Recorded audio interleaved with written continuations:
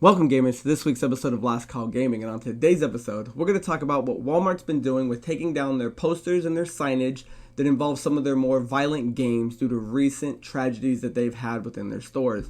We're also going to take a look at what happens when YouTube channels reveal a little too much in the terms of leakage and spoilers that involve games and a certain YouTuber that bit off maybe a little more than he could chew. But more importantly, guys, we are giving away a Nintendo Switch Lite. All the details are going to come at the end of the video, so make sure you hang in there, watch the video, and find out how you can enter for your chance to win. But as always, guys, there's all that and more, so if you want to hang out, grab yourself a beer, and let's talk games.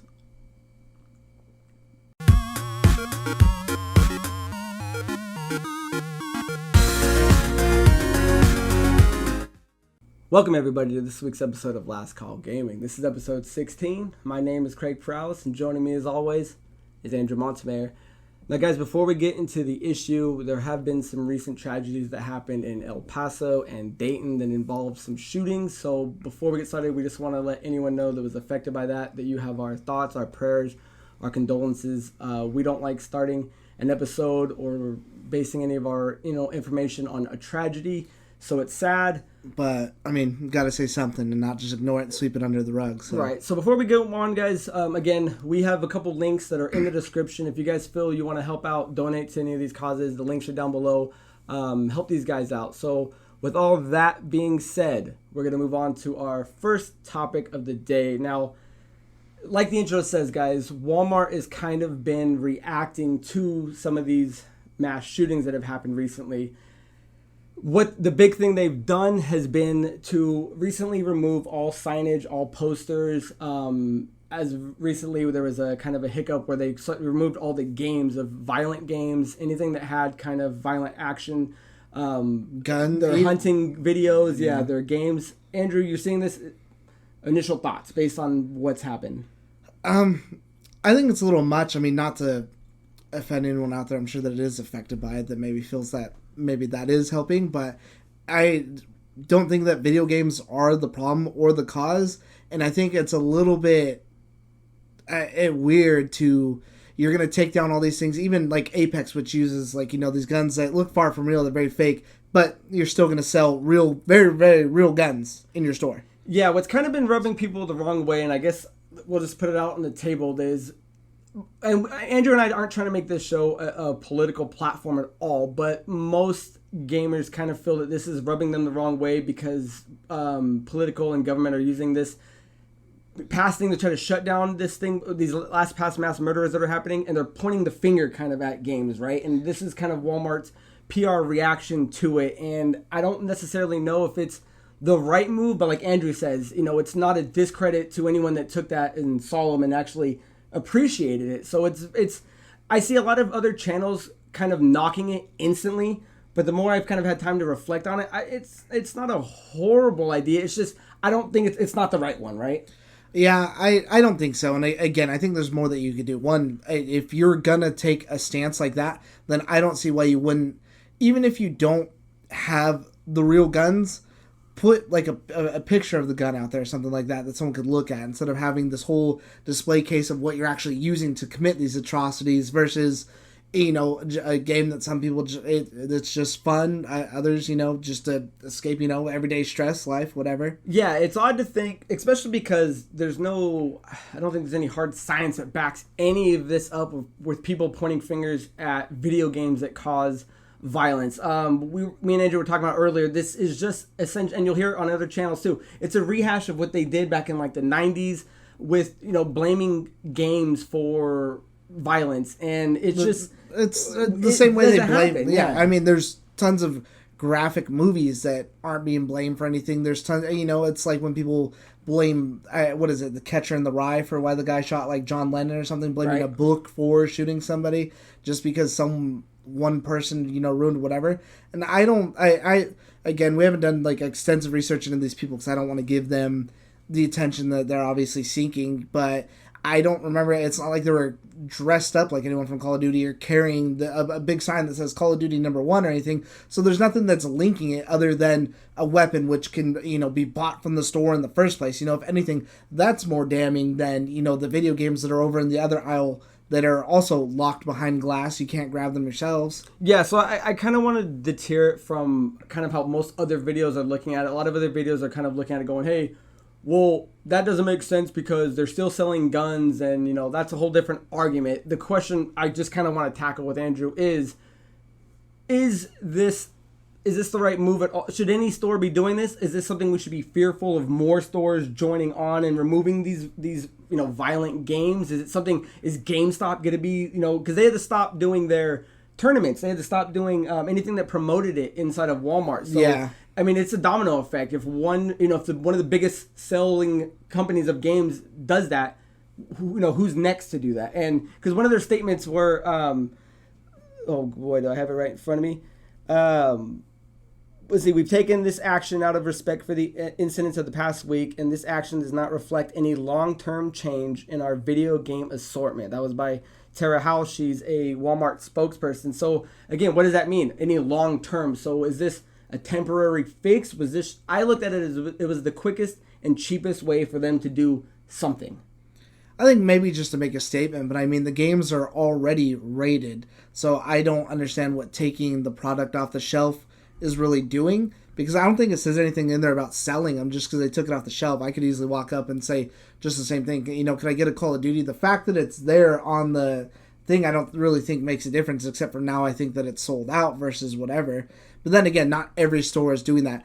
I don't think that, I guess it, again, it doesn't help. And again, we're not trying to be political or blame anyone or say anything, because again, I might be able to say that this is wrong, but I don't have a proper solution for how it should be done, and I you know, that's why we don't want to get into that. But yeah, I mean, I guess taking down, it did happen. This is happening. I don't think it hurts anyone that a sign with like a soldier holding a gun or something like that is taken down that says Call of Duty where it's known for fighting. If it's just a sign that just says Modern Warfare, I don't think that really propagates anything like that. So I mean, if anything, I look at it, I guess, as more of kind of like, if it's only the signage, I just take that as a gesture. But if you're going to start taking down whole rows of games and monitor what you will and won't sell, that's a different step that I think is going a little far. But I mean, then again, if they're not going to sell that sort of stuff, because again, I find it as just a game, I'll just go to GameStop, and if anything, that's a good look for a game. A good look, bad look. Oh, GameStop's the one selling the valiant video games. But then again, Sega's Mortal Kombat sold better because it had the better blood. I was just gonna say that, you know, it's bad publicity, but publicity is publicity, I guess. And it's because the other people that are looking at it is, and you know, they were taking down more than just video game stuff, which again, like Andrew's saying, it's something. It's you know, they're doing something to kind of contain the situation. My fear is just that are more stores going to do that? You know, is it just Walmart, or will a Target buckle, or will a, you know, GameStop eventually do it? And I hope not. I mean, I wouldn't see them doing that, because I think this is just kind of, I didn't think they didn't know what to do. I mean, because that's the thing. It happened in their store, so they had to do something, right? I don't think they had to really do anything. No? In a way, because it's not like those signs like propagate those things. You know, those things, you know, when they have the signage and stuff like that out, generally it's not like people gunning each other down or anything anyways. It's just someone standing there, maybe a soldier or something like that. But then again, it's never a soldier attacking civilians. It's a soldier. It's as far as anyone can tell, the guy holding the gun like that is no different than a picture of the Marine up front where it says, like, you know, join the Marines or anything, and they stand there, the salute with the, you know, rifle next to them. To me, that's almost like the same imagery. You know, it's just someone standing there with a gun. It doesn't, you know, I don't think it's advocating anything. Right.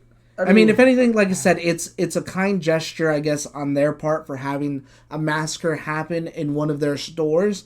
But whether or not it's the right thing, I personally don't think so.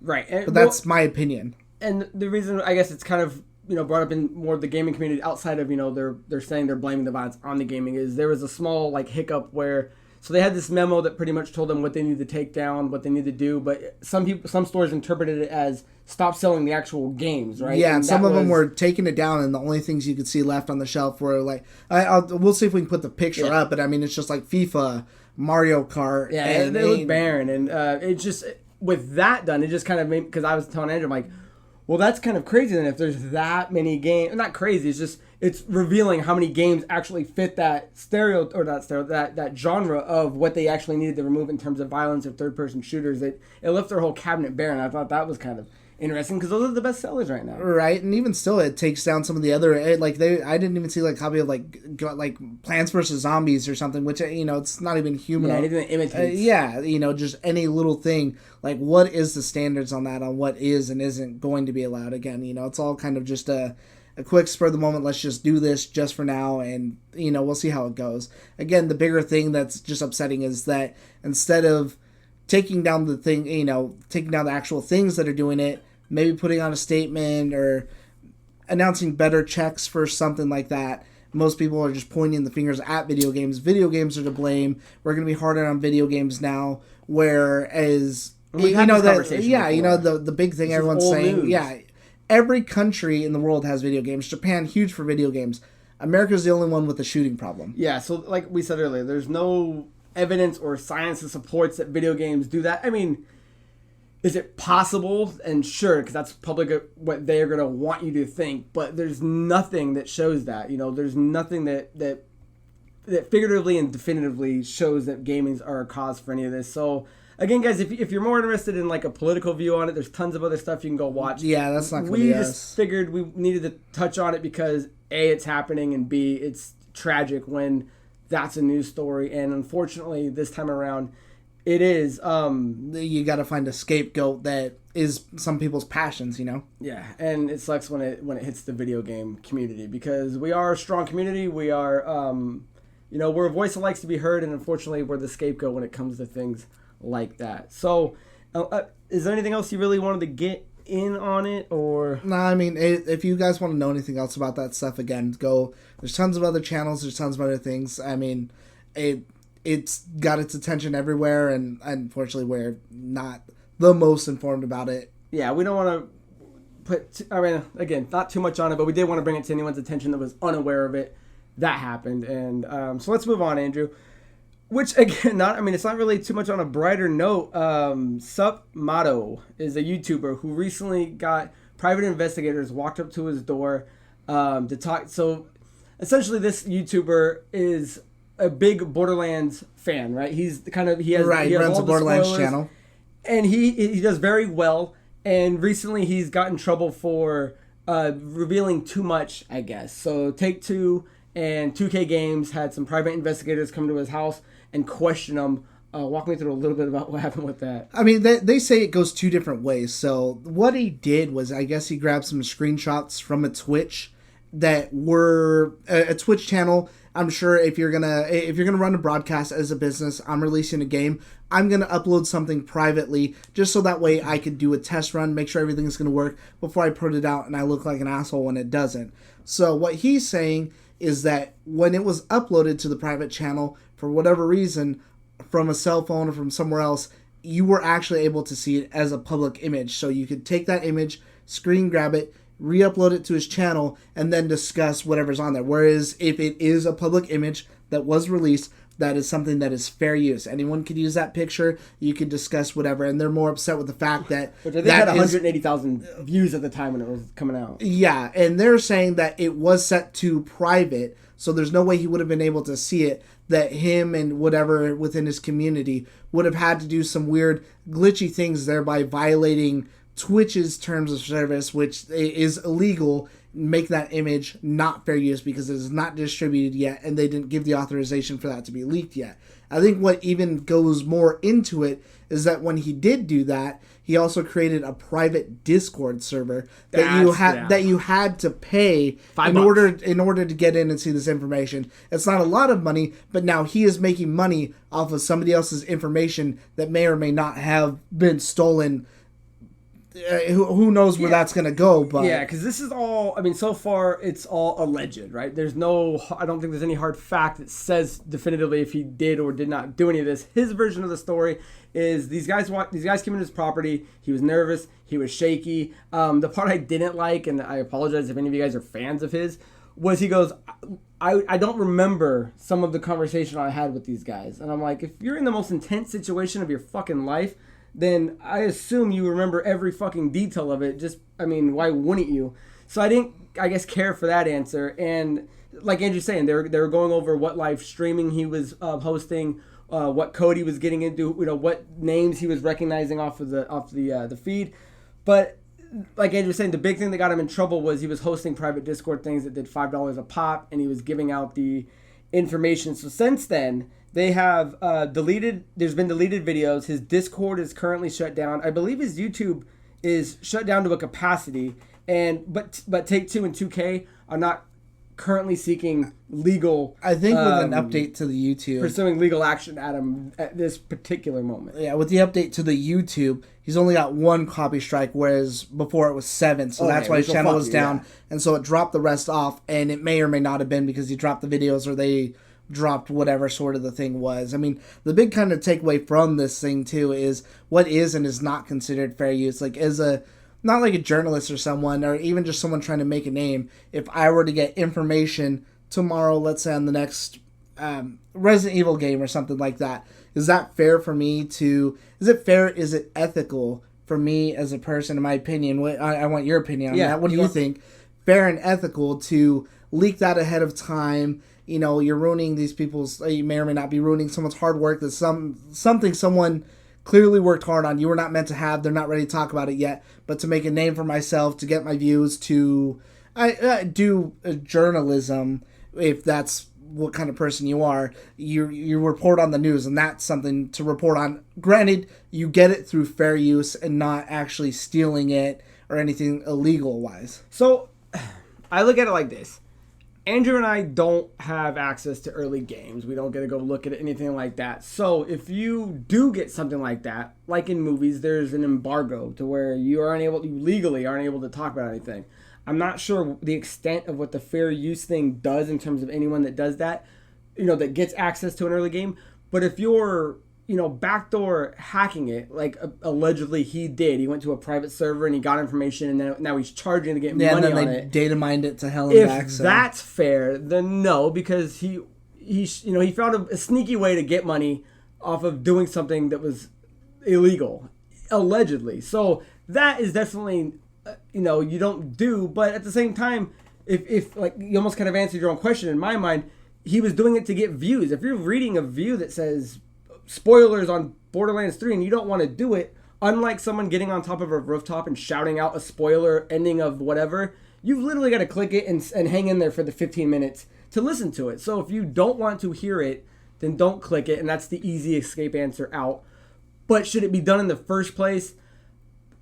No. I mean, as much as we all like to get early access and early information, what he did, regardless if it was legal or not, I think was just kind of dirtballish. I don't like anyone that does, and then get famous on it, I guess, because now he's more popular again. Yeah, I'm sure he's more popular. He's more popular now than ever, and I'd like to say that I wouldn't do something like that if I somehow got information early. But then again, in practice, who would I know? Chasing that YouTube fame. So I may just as well turn around and do whatever. So I mean, I guess as long as he did it the legal way, then what is? I guess what does it matter? Because then that's an opinion. Yeah, there's differences between if he was online with somebody and I guess other people found something out and he heard it and then reported, "Hey guys, I heard this," as something. That's one thing. But to data mine something and backdoor it to actually physically get something that was not allowed to the public, that is illegal. And at that point, are we defending a guy that did something illegally, or are we not? Because I went and read a lot of the comments on his videos, and because he doesn't mention any of that part, he does his apology, and everyone's just like, I'm so sorry for you, man, blah blah blah blah blah. But I'm curious if they knew what Take-Two and 2K are actually mad about, if they'd be singing the same story. Because that's the first one that came to mind. I'm like, well, hashtag how do you feel boycott sorry for Borderlands 3? Yeah, was like one of the big trending hashtags. Yeah, going on around there. So I mean, I'm still going to play the game. I wouldn't boycott him for it. I don't see it as... I think a lot of the story is misconstrued to where it's this big company bullying the little guy, and I don't think that's what it is in this case. Again, there's missing information from both sides. Eventually, I'm sure everything will come to a head. Yeah, so what are we missing? As far as what we can tell with everything that's been given, it doesn't seem to be like another one of those companies like... Nintendo will copy. They'll give you a copyright strike for doing a Let's Play of a Mario game, which they should be fair use, but YouTube will side with them for whatever reason. And I'm curious because I wonder who stands to gain more negative feedback from it, because this guy apparently was the biggest Borderlands channel that people were watching.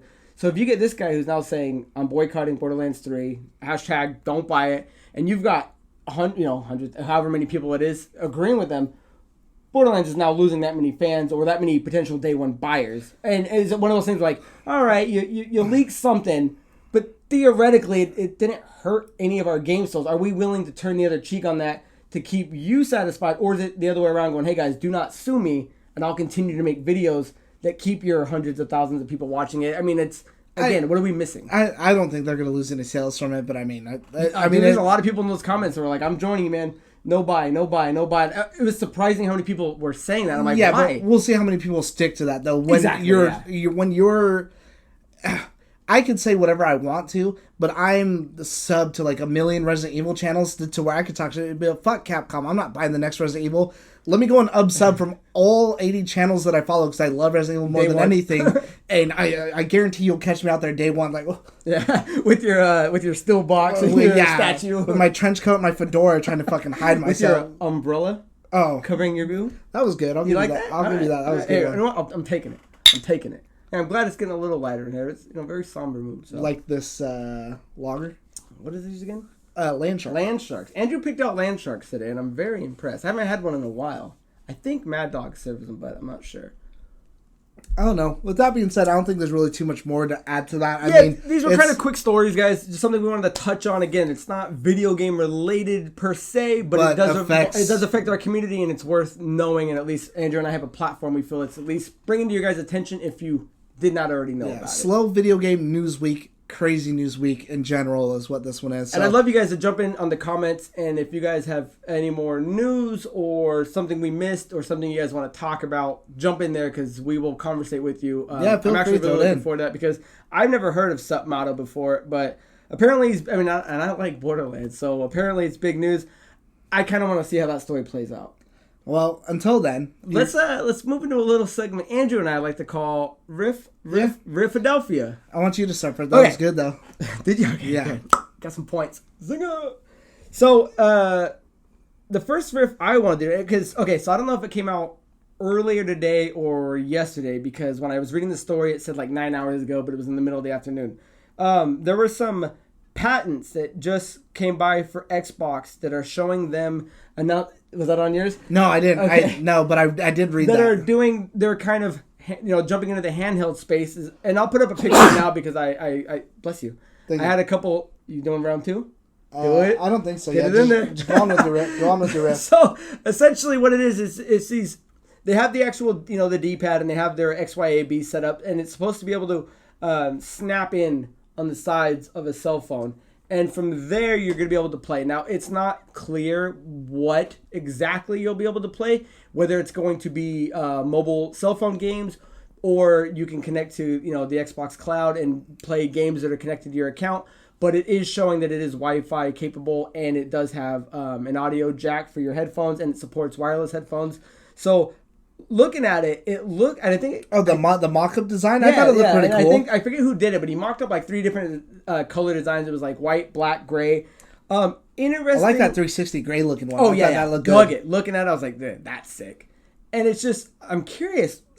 Late in the game, jumping into a handheld, S kind of machine, but more importantly, like this really came out of left field because we're hearing about patents that just crossed the line. Nobody's talked about, I don't think. So, I mean, what do you think about that? I think it's related. Well, of course, it's related to the xCloud, and if anything, obviously the xCloud is moving. I'm sold on that. I mean, it just turns your phone into like a Switch, except for Xbox games. But what if it's only mobile games? Oh, then fuck off. I don't care about that. I don't think they. I mean, I'm sure that they're gonna do Xbox games. That would only make sense. But if it is limited to just that, I mean, and what does something like that cost? Are you buying 2 pretty much adapters that connect into that? I don't know what it costs, but I'd probably be willing to pay for that sort of convenience. I would probably pay like at least like $150 to be able to play my phone on the go, because that's the thing is this device, whatever it is that they're making, cannot just be limited to one phone. So that's 150 from now until however many years, or they release a new version or something like that. Because there's, it's not going to be like a normal I wouldn't imagine it'd be like a console where after 5-6 years I got to buy a new one or whatever. This thing should be able to link up with any phone. As long as everything stays in those dimensions, between it, then it should be able to connect. But I forgot what I was reading was that it has its own batteries in the connectors, but the machine itself charges your phone. So you don't have to worry about burning your phone out because it will charge it while it goes. And again, none of this is like official. It's just patents that have been recently, crossed the patent table. So this is something that's in development. I think it's pretty cool. Yeah, whether or not we ever see it, that's neither here nor there. But I think it'd be awesome. It's a very cool concept. Yeah, I'm surprised no one else has done that before. I was definitely onto that too. And I was reading that earlier, and I just forgot to add it as riff. That was a good one. All right, I like the riff one. I'll start with something a little bit different, even though I don't really care too much about it. I just figure it's worth mentioning. Hit me. Is that Ninja, who we talked about last week? Microsoft purchased him exclusively to only stream on Mixer. A lot of people just thought he was going to fail, not do good, whatever. Just on his first day streaming on Mixer, broke the record for 500,000 subscribers. Good for him, man. Within 5 days, he was already over 1 million subs. What age group do you think is subbing to him? Where do you think that bulk's coming from? I'm sure it's probably people of all ages. Because when you have that personality, and I've never watched him. I don't know what his personality is. But I know he's a big Fortnite, and I know Fortnites are between 10 to 15-year-olds. Maybe higher. I don't know, dude. There's tons of people who love Fortnite. It's just one of those games. But the bulk, though. I would say majority of them probably. Everyone plays Assassin's Creed, but the bulk is probably. I would say people 18 to 25. I'm out of touch, but if I ideally had to say anything, the most people I see to do the dances, buying the merch, and wearing all the shit, it's people that are 15 and younger. Right. So that's what I would have to imagine that demographic is kind of like. But that's just where I'm finding it mind blowing. If that is the bulk, where it's like, dude, that many kids are subbing to that. Dude, it's crazy out there, man. There's like this little girl in Korea who I think she reviews toys, and she has like over 1 million. Lucky bitch. We call her that? I wouldn't have. It's too late. It happened. It's done. Next riff? Was there anything in particular? Did he get anything? I don't think they do anything like that. But they are offering like free subs to him. So I don't know if you normally have to pay or if you can only sub to a certain amount. So maybe that is something that helps. But he's got like free subs for like 2 months. So you can just go and sub to him. I don't know if you have to pay anything after that. But again, his numbers are just going up and up. So, it proved to be pretty lucrative, I guess, if you have 1 million people subscribing to one guy. Yeah, because if I remember who left a fan base to come to another. Yeah, if I remember when that happened, because, Microsoft's obviously in the middle of making their new cloud service, right? So Microsoft stock, if anyone's interested, has been going up. I noticed as soon as the Ninja thing happened, it sunk down for a couple bucks for a few days, and then as soon as I love that you say something that I read and I forget. As soon as that happened, they saw how good it was doing. I noticed the next day it was right back. I'm sure because it was a questionable decision. I wouldn't have guessed that he would have had 1 million subs that soon. That is impressive, and I say good for him. I don't watch him. I don't care for it, but I want anyone to succeed in our gaming community, and that is awesome. So Ninja, that's cool. When you watch this, here's a thumbs up for you. That one's for you.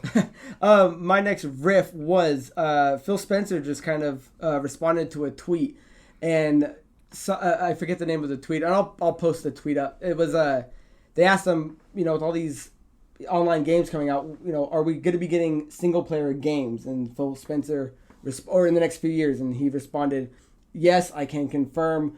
XGS is moving forward with their their narrative first single player games, and I didn't look at it at first as why is he got to respond to that? But I guess there is a little bit of panic that we are moving away from that. I didn't really look at that because a lot of people think we're going games as a service now, and we definitely are. There's no reason to think we're not. That is a thing. But when you look at games that just came out like Spider-Man and God of War.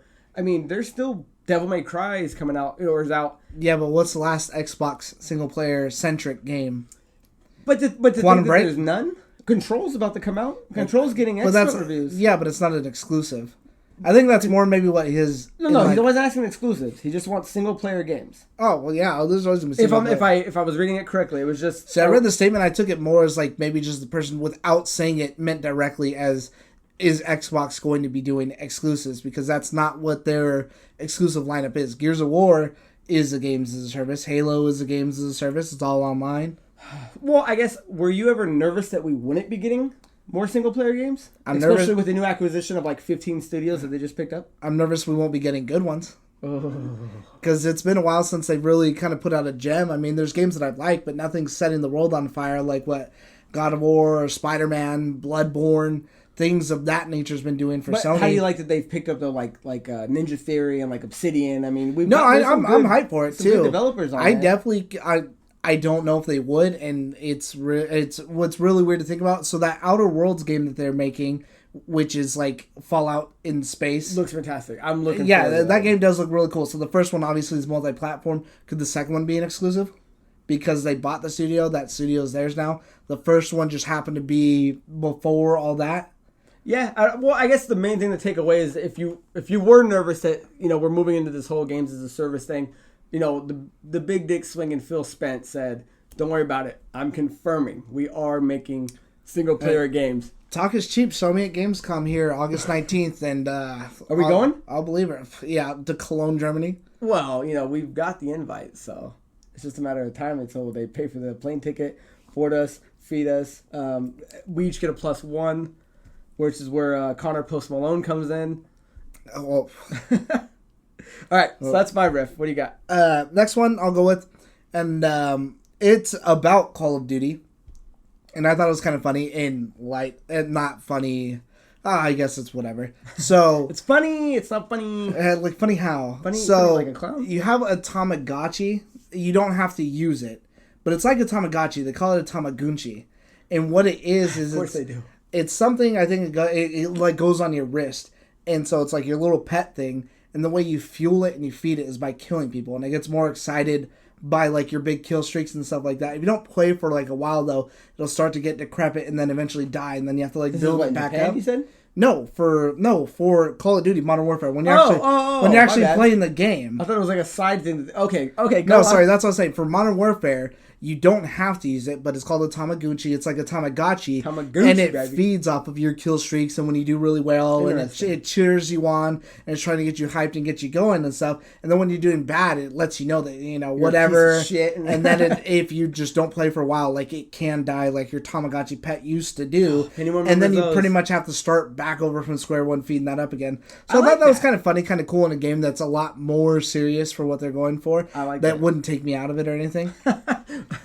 I love the stuff that you find. Do you have any more riffs? Because I got 2 more. No, hit me with your riffs, baby. So, another quick one.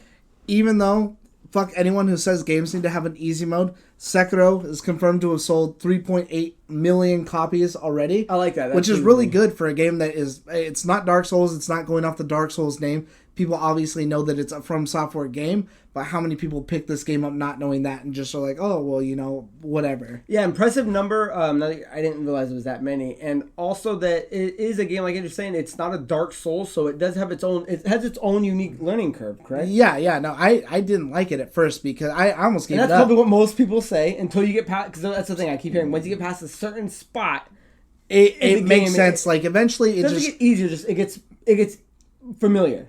Eventually it just clicked for me and I just got it. And so for a game that doesn't have easy access like that, it's not like a Mario, it's not a Call of Duty, it's not something that you could just jump right into and pick right up. For it to do 3.8 million copies, I think it's impressive. Oh, that's very impressive. I really would like IP. if we got you to do a Let's Play on that. Oh, we could do that. That'd be pretty cool. I think I could maybe still go back and do it and just at least run through. I like how every time Andrew talks about it, and I think there's like maybe 2 other videos we do it. Every time he talks about it. Yeah, I gotta do the sword thing. Dude, yeah, I got so hype on that. That's my favorite thing. So the final one that I'm going to go into is actually going to be a double header. One, Capcom's doing big things. They're going to talk about saying that they're going to show off a new game at Gamescom here, August 19th. So that's what I'm hyped for. We'll be able to cover that. Yeah. But in the meantime, for a company that's killing it, it's just finally been confirmed that Netflix picked up the TV show for Resident Evil. Yes. And that's something I am more hyped about than anything. because I hate the movies. I do not think they're good at all. He loves number I 5. could maybe watch like 1 and parts of 2. Those I could sit through. The rest I think are just absolute dog shit. So hopefully it will get some justice and turn out good. But I also just watched something the other day that I'd never known existed. They created like a pilot for a TV show for like Resident Evil, where it's almost like a detective. I don't remember what it's called. I think it was called Arclay, which is the name of the mountains they're in. All Out. And it's like a detective, and he's with his partner.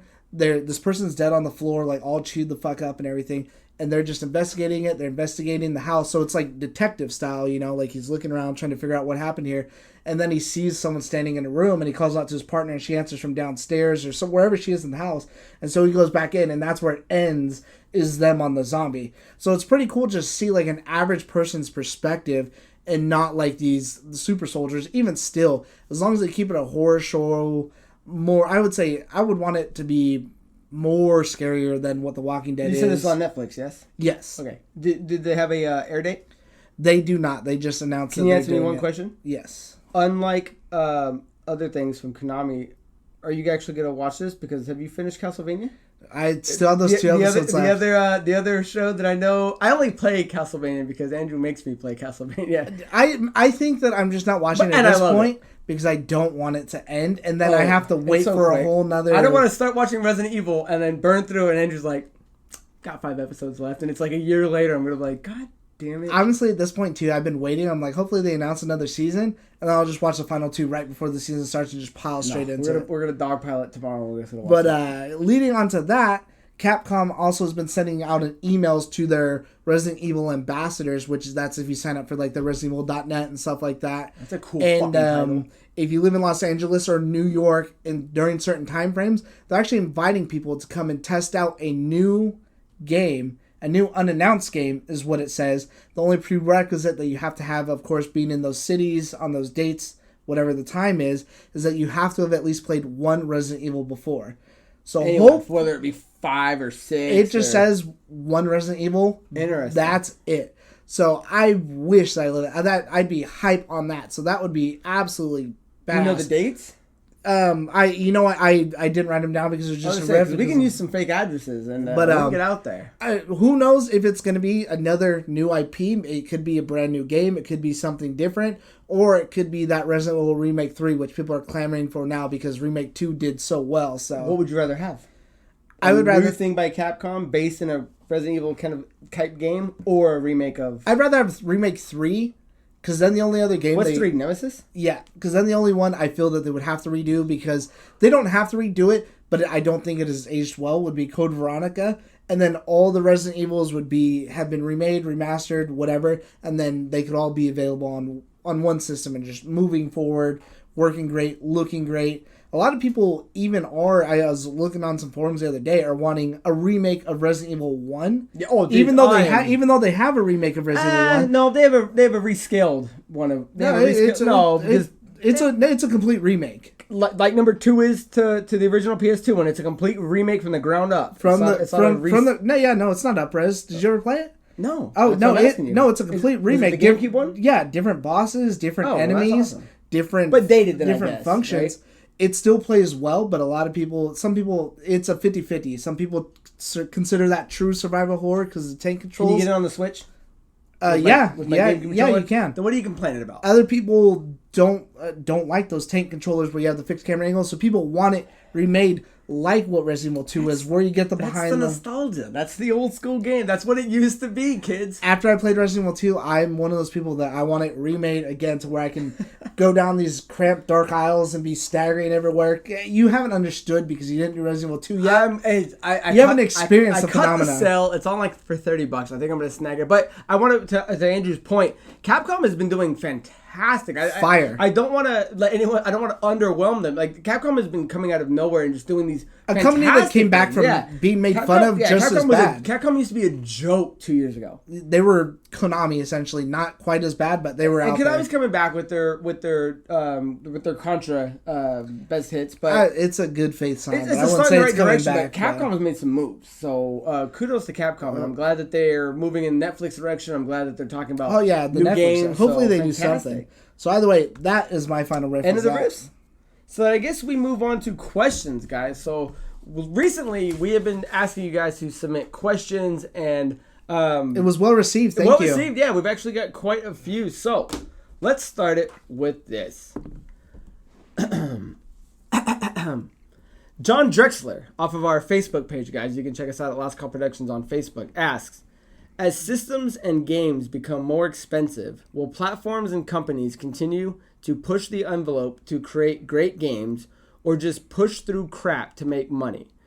Now, Andrew, I like the question because he is moving in a direction to where, especially if you guys caught that thing where I think in Europe, they were showing that the early pre-order for a PS5 was like $1,000 in I don't know if it was in euros or pounds or whatever. Oh, I didn't see that. Yeah, it was something, I don't know how real it was or how accurate it was, but systems are moving up, and that's just what happens when technology gets better and better, right? And it's safe to say that once upon a time games were $60, they're probably going to be moving to a $70 price range with things like Youngbloods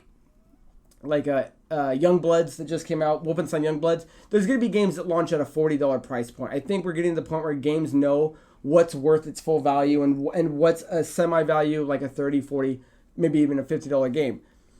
As far as technology pushing forward, does that make us get better games? I have to answer the question like this. I think it's going to be 50-50. I think it's going to be exactly the same. I think with every new great game that comes out, we're going to go, yes, that's what it should be. But there's going to be the 20, 30 ones that are still crap that's going to be on the PS Store or on Xbox that no one's going to buy. I agree. Let me say one more thing. I also think that there's going to be, I mean, we live in this time right now where it's a lot of Minecraft comes out, right? 5 more Minecraft games come out, but they're too little too late. And we're kind of in that thing right now where these service games are coming, like Fortnite's out. Everybody wants to copy Chasing trends. Yeah, and in 5 years, Fortnite may not be the big thing. So when all these studios pump their money into it, what once upon a time could have been a great game pushing the envelope, there's going to be something else that's great. And at this time, this just might be crap where at that time that no one's going to buy because it used to exist. I see it moving forward being similar to what we kind of have now. I look at it as a 50-50. There's going to be fantastic games and there's still going to be shitty games. I don't see the line moving over the next generation, moving too far one way or the other. Andrew, I know I'm speaking just for me. How do you feel, Andrew? I feel about the same way. I would go more of like a 75-20 though. In which direction? A majority of the games I think are going to be at least well done enough to try and do something new or push the envelope. And then, because I don't think there's that many games that are really just absolute shit. But, you know, there is a lot of shovelware, and we're not counting those like Life of Black Tiger and things like that. But for every fucking Battlefield 5, there's going to be another, you know, lately you have Death Stranding. I felt like even the last Assassin's Creed, as long as you have these companies, these big companies with these flagship titles, there are going to be lots of people willing to push the envelope, at least make it a lot more than what it could be. Whether or not they'll go all out, like, you know, I'm sure maybe Mr. Drexler is, you know, there are certain companies like Naughty Dog that go all out. They go 10 out of 10 on absolutely everything that they do. Not saying other companies give less effort, but when a Naughty Dog game comes out, that game is a spectacle. It is not just a here now, gone later kind of game. That is a game that generally is talked about throughout the entire year. The Last of Us 2 isn't even out yet, and that is one of the most talked about games all the time. There's always videos, there's always any little tidbit of info that comes out about that game is always number one on the news and hot fire, because that game, they push the boundaries and they push what the technology can do and is capable of. So will there be more people trying to do that? I don't think so. But we will still, I think it's going to be, you might end up with more people, though, trying to do that. Because it does seem like this generation, there were a lot more people trying crazy ideas with things like we were talking about earlier with, I can't think of the name now, the Microsoft game from Quantum where you freeze time. Control? Quantum Break. I couldn't even think of it. Yeah, the same game but a different name, because that's what it looks like. But Quantum Break, for all its shorts and faults, did try to do something different with the TV aspect. That's not really pushing the technology, but that's that's a different idea. Yeah, so I think we'll get more. I look at it as like define the envelope. Like because even you got to remember this, even the shitty games that are going to come out are still going to have excellent looking graphics on the Scarlet. There's not going to be, hopefully, there shouldn't be a bad looking game on the Scarlet with what we have. But then again, your standards go up, so there's always that's a what I'm saying though. game, So even when you're going, the crap games, even if something's bad, I mean, a lot of times we look at games going, oh, this game sucks because the graphics are like shit. I don't want to play it. So if even bad games are looking good, would that sway anyone to play it? Does the trailer look different now because it looks more enjoyable? Oh yeah. I look at it kind of where, a game's gonna come out. The big guys are going to keep swinging. Your Naughty Dogs are going to keep Santa Monica games. They're going to keep making these great games. The question is going to be how many more studios are going to step up and make those games, or how many studios that once upon a time were great swing and miss, just and get fall. Complacent. Yeah, and it's kind of hard to tell because even right now we're seeing studios go up and down. Disappearing one day, coming up the next day. There's so many small studios that most people have never heard of that are being bought up right now by these big, development. Xbox is buying a bunch. And they could be the next 343. Exactly. Yeah. And they could be, or they couldn't be. So they could be Konami. So I think my answer would still be 50-50. Andrew, you're leaning more towards the 75-25? Yeah, I think it's going to push the boundaries a lot more. And as far as graphic-wise, I mean, if you asked me when I was a kid, up until like late teenager, I would have said The Rock looked good in the Scorpion King, but ask me today, he looks like shit. Did you see the fan-made one where they redid it? He looks so much better. It looks fantastic. Yeah. Oh my god. If I ever when I watch that movie again, I'll have to skip that scene, watch it on my phone, and then go back and push play on the fucking movie because I didn't realize how bad that one had aged. Oh man, I remember watching it in theaters and being like, oh yeah. My biggest disappointment in that movie was I kept thinking Godsmack's song was going to come on, and it never did. So that was my biggest disappointment for the movie, not the CGI. We'll get into a whole that. I watched like 4 of them, and I've got so many questions. All of a sudden, he's like a hero. He's not a villain when he was a villain in the original. Oh yeah, there's like 2 prequels. It's all over the place. That if you guys want a Scorpion King talk, let me know because that's our next video. Yeah, I've spent like a day on Wikipedia just searching on how the fuck it makes sense, where it's falling on the timeline, what's happening, and it makes no goddamn sense. I just hate that Standalone never actually popped into the movie, if my memory serves. Hey, so at least you got it in Prince of Persia. John Drexler, thank you for the question. Very interesting. I think as of right now, time will tell. My answer is 50-50. Andrew is at a 75-25. Our next question, guys, comes from Dylan Crone on our Facebook page, and he says, how much do you think the new COD, Call of Duty, will struggle with sales because of the rise of free-to-play games? Also, do you think that's why they are pulling out all the stops with different types of gameplay not familiar with COD, like tanks, etc.?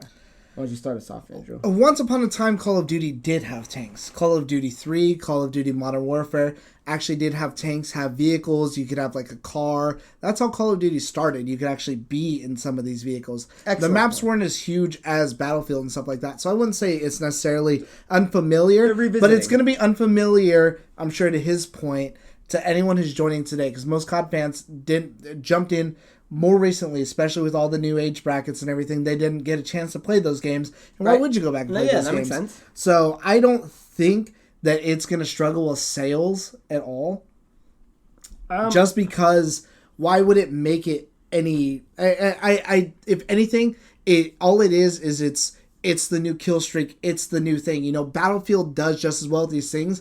And Battlefield dropped the ball. So there's almost kind of an empty spot for a game like that with a big map, with these vehicles, that I'm actually excited for this Call of Duty. So if anything, I'm more inclined now to pick up this Call of Duty than Battlefield. So I think you might actually end up getting a lot of people who felt spurned by Battlefield 5. So that might help the sales. And personally, there's all kinds of game modes on there with the 1v1s, the 2v2s, and however it is that they do it all the way up to like the 100-man mode, that you're still not going to lose out on that small fields of battle. Yeah. So I think that people who are going to buy it aren't going to be turned off by that. They just might not play that game mode, personally. Dylan, I love the question. And I'll let you get the free-to-play question. I look at it like this. Call of Duty is still the biggest fucking name out there, right? Obviously, Fortnite is a juggernaut in terms of what it's doing with streaming and all that stuff, but Call of Duty is still a household name. Black Ops 4 is just a Battle Royale game like these other Battle Royale games at $60 price point. Yeah, so I look at it like this. Call of Duty, so two things happened. One was Sledgehammer fell out of the dev cycle in terms of making Call of Duty, right? So that's the first blip on our radar. We have to go now, well, what's wrong with Call of Duty?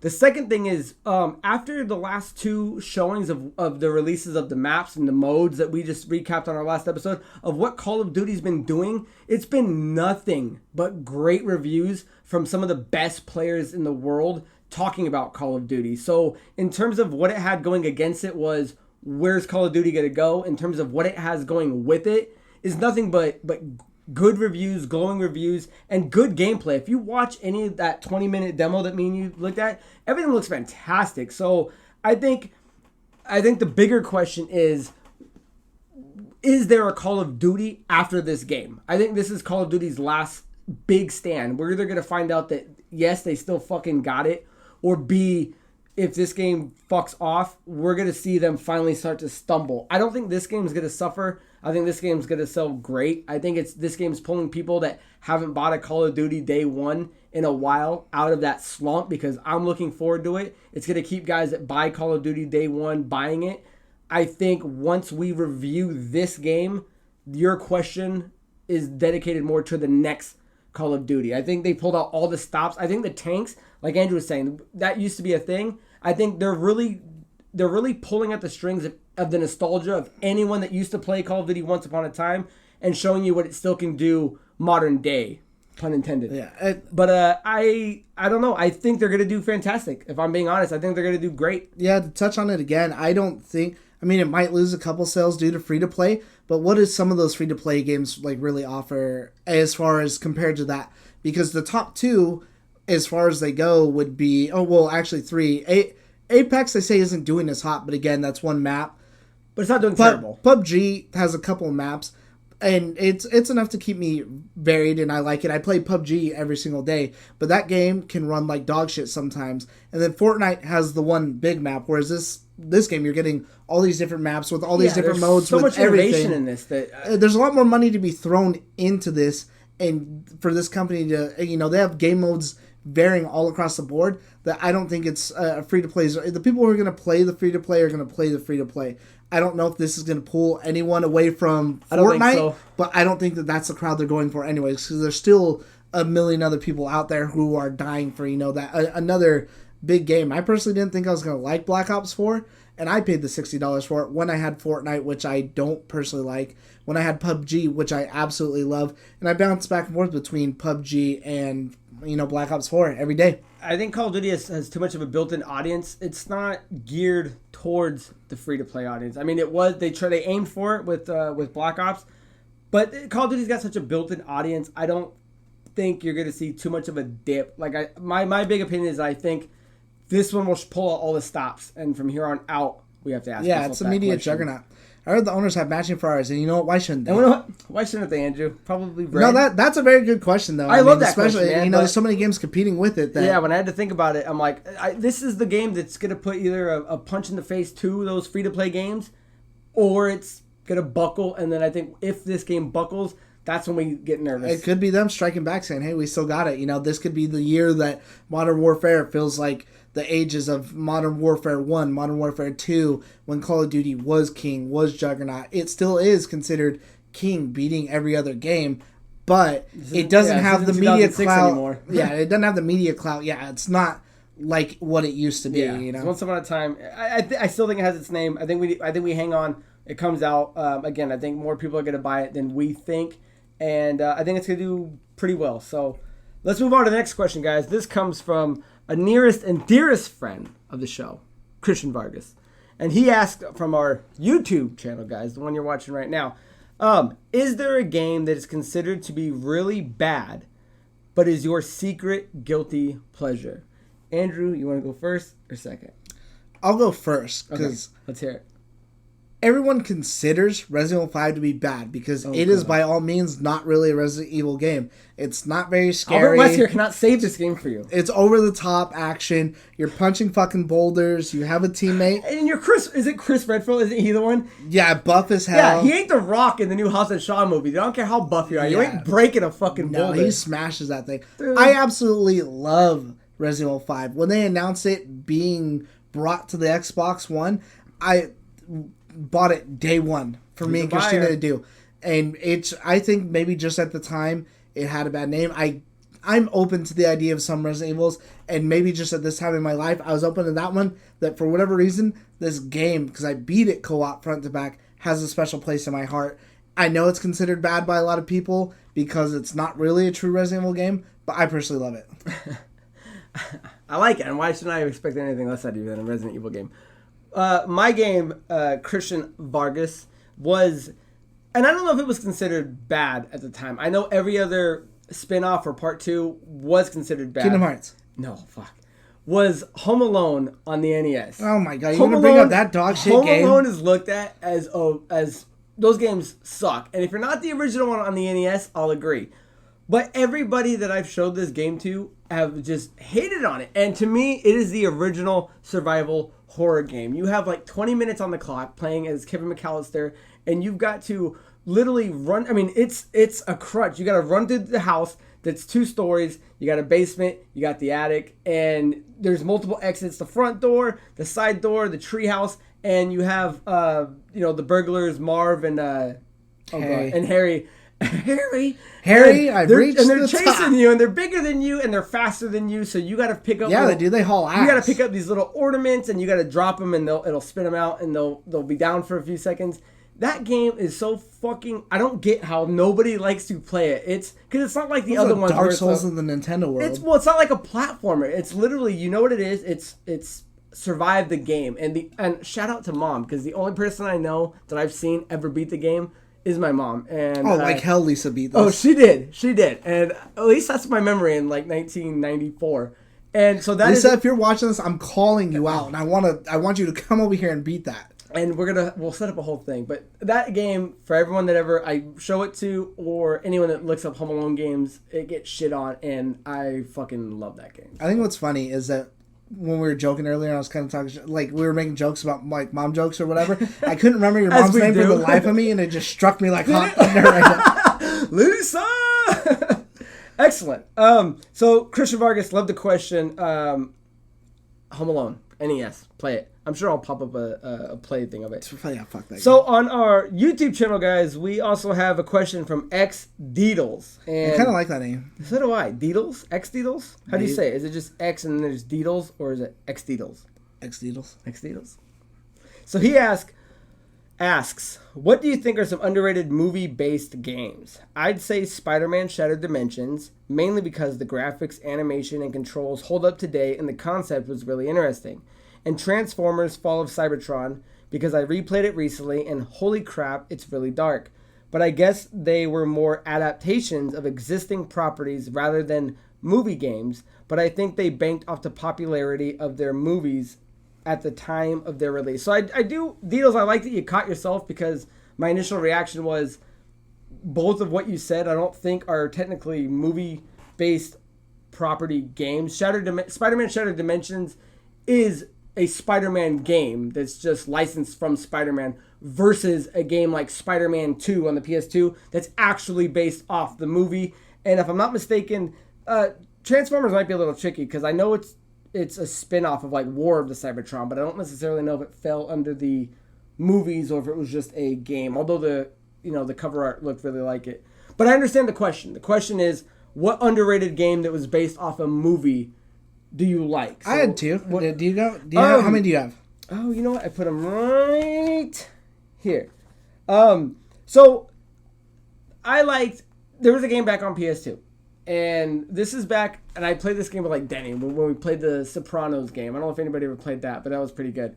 But The Warriors was a... Oh, that was on my list. Oh, was it? Yeah. Oh, dude, it was really good. That's a Rockstar game, if any of you guys didn't know that. I felt like that game was like, didn't get like it. That's not a game a lot of people talk about now, but that game was a lot of fun. It was a lot of fun. And, I mean, you wouldn't have that game if it wasn't for the movie. But the other game that I had, and I don't know commercially if they were very successful, because I don't hear anyone ever really talk about it, but all the Lord of the Rings games on the PS2 I thought you were going to steal my second one. Okay, were fantastic. They were great because they're all based. I remember playing one on GameCube. I thought it was pretty good. Oh man, they're all, you kick ass. You go through these things. You beat the shit out of everybody. The cool thing about them were the cutscenes. Were cutscenes from the movie.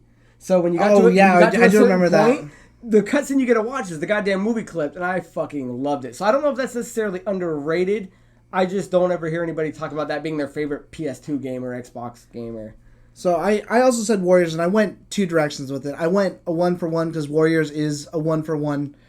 Not necessarily 1-for-1, but it is an adaptation of the movie. It's just straight that story. Spin-off. But I also did like what you kind of said with a spin-off. And I went with Riddick. But that's also not based off another property. Dude, look, I wrote it. Oh, did you? Oh, good. I thought Are you talking about Escape from Butcher Bay? Yeah. Yeah, okay. So I know that down. A lot of people... That was a good game. I know a lot of people like that game, and it was good. I'm putting that it's underrated because it didn't really get anything else. About it. Yeah. Nobody ever talked when about you it. When you talk about it, people say that it's good. It was a great game. I don't understand why it didn't get more. Where's the sequel? Where's another Riddick game? Yeah. And so that would be my answer for that. Especially with that Vin Diesel cover. I remember seeing that. Yeah, with the. I do kind of want to take a minute to just segue. Also, games that are good, that aren't underrated, but are good as movie games are my favorite are Lion King and Aladdin on Sega Genesis. Surprised you didn't say GoldenEye.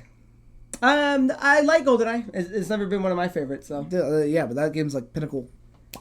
I went back and replayed it, man. It's not. It's rough now. Yeah. So excellent question, Deedles. Please. Thank you. Yeah. Submit more. So guys, let's move into our last question of the day, and that comes from Daniel Backstrom off of our YouTube channel, and he asks, if you could only play one console for the rest of your life, what would it be? I've always been a PlayStation guy. Before the internet got big, I would take my PlayStation across the street and we would use the link cable in the same room with two different TVs and play Red Alert against each other. Now, Daniel, I love the question because you mentioned Red Alert and Command & Conquer, Red Alert, any of them, were me and my brother's biggest thing as kids. And I remember like Denny Sixberry loved it, D-Town, Dave Stat, Mike Osmondson. We all used to play Command & Conquer, so kudos that you played it. Awesome. Andrew, I have to ask this question, and I tried to get a hold of Daniel. I don't think he didn't get back to me in time. So the question's asking if you could only play one console, because I have to take this into consideration. So my Xbox One can't be used for any other media. I can't use it for YouTube, Netflix. I can only use it to play games. Are we using that as the base? Is it online or no? Exactly. Well, online for gaming, but you can't use it for anything else. Is that the context we're going to put the question in? Yeah. Okay. I would take that. I mean, but if then it comes into for online gaming or no. Because if it's online gaming, there's a lot more options and I would have to choose an Xbox or a PS4. But if it's just strictly just playing whatever's on the console I'd give it online. I'd give it online for gaming only, not for any other media. And so, are you picking an Xbox One? No, I'd probably go Super Nintendo. Okay, me too. That's always my favorite console. I was very heavily debating between a PS2 and a Super NES, but the more I thought about it, I'd go SNES all day over the PS2. Because that's what I grew up with. That was my first console. It just holds a special place in my heart. It's got some hot dog shit like Donkey Kong Country 3, but I mean, I'll get through it. Shots fired! Shots fired! He's talking shit on the best Donkey Kong Country ever. What two games did you take with you? Because we're both agreeing Super Nintendo, Daniel. So probably Diddy's Conquest, and then always Super Mario World. I love Super Mario World more than anything. I beat that game like once a year. Yeah, I think Super Mario World has to be one, and I would take Super Mario RPG. I already knew that was their go-to. Yeah, I got to. It's just a good one. It's such a good system. It's just Super Nintendo has so much awesome music. I mean, the graphics still hold up. I mean, yeah, it's like literally. I don't go back and play like Halo or like all these games that are more modern. Every now and then I might do like a Resident Evil or something, but I'm a fan of the series, not like the console that it's on. Whereas I will go back and play a majority of Nintendo games yearly, like Mega Man X and Super Mario World, Donkey Kong Country 1 and 2, all whatever game, every other game that's on there. I even try that hard ass like X-Men game that's on there. And I still go back and I pop that in every now and then. I'm like, all right, maybe this is the time I'm going to beat it. Yeah. 30 minutes later, I say no, but if I have all the arcade with the quarters, if I have all the time in the world to try it, then why not? Well, the other thing is, Mario and Donkey Kong lend themselves to a 2-player game mode. Are those things you're ready to play for the rest of your life on single player? Well, if I can only choose one console for the rest of my life, I guess it doesn't limit itself to just who you can play with, right? Yeah. Interesting question, Daniel, and I love it. I like that we both chose Super Nintendo. I'm curious what everybody watching this, what system would you choose? I think it's a good way to end these shows. So yeah, why not? Guys, let's move into the final little piece before we're actually pushing maximum time here. So yeah, we're giving away a Nintendo Switch Lite. Now, how do you enter it, you say? You guys need to like and subscribe to the channel, or like the video, subscribe to the channel, and leave in the comments hashtag Nintendo Switch Lite. That just makes it very easy for us to pick, winners for the particular episode. Now, you can also go back and watch any of the other episodes that have the entry for the Nintendo Switch Lite. So I think it starts at episode 12, if I'm not mistaken. Yeah, because you get 9 total. So it's from then all the way up until September 7th will be the last one, because the 14th we announced the winner, because the 21st, I believe, it comes out. So go back and watch the old one, guys. Enter your comment at the end of this one, and you could possibly win the Nintendo Switch Lite. Now, before we leave, guys, I do want to do a quick plug. Andrew and I are starting to come up with a few more videos. Our next video is going to be a top 5 villains. Now, this should be out after this episode, but before the next episode. So stay tuned for that, guys, because we haven't necessarily picked which day we're going to drop it, but that's coming out. And we're going to start doing a lot more of those, yeah? Yeah, for sure. And by extension, those do not count towards the Switch. That's just something separate. Yeah, those are just some side videos that just give you guys more content to watch and leave more comments and more questions. So, guys, if you want to get a hold of us, follow us at LastCallProductionz@gmail.com. That is our email. You can follow us on Twitter at LastCallProdz. That's LastCallProds. You can follow us on Instagram at LastCallProductionz. You can follow us at our Facebook page at LastCallProductionz. And give us questions, guys. Submit them. We will answer them. This is actually one of the more funner things I think we've recently had doing. If you really want to contact us, shut off the lights, go into your bathroom, and shout "Last Call" at your mirror 3 times. One of us will show up. But you got to be naked and blindfolded. So I don't make the rules. Pizza's a plus. Pizza's a plus. So, guys, I had a blast.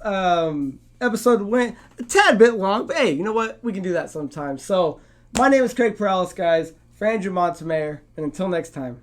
Cheers. Beersies.